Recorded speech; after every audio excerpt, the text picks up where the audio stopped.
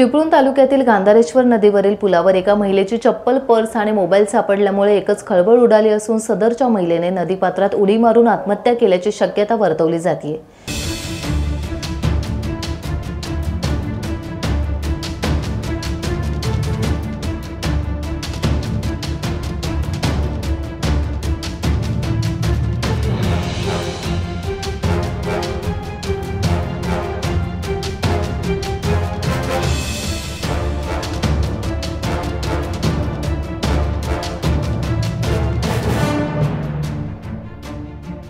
याबाबत अधिक माहिती अशी की संगमेश्वर येथील अपेक्षा अमोल चव्हाण ही काल सायंकाळी 4 वाजता घरात कोणाला काहीच न सांगता निघून गेली।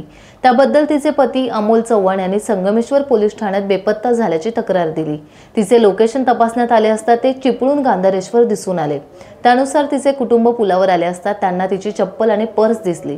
त्यामुळे लगेचच पोलिसात जाऊन त्यांनी गुन्हा दाखल केला।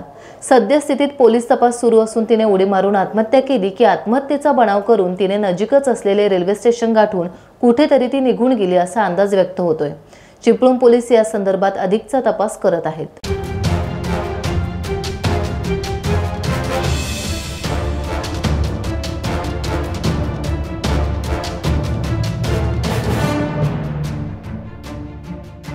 टाइम्स डिजिटलला लाईक करा, शेअर करा, सबस्क्राइब करा आणि बेल आयकॉन दाबायला विसरू नका। Times digital.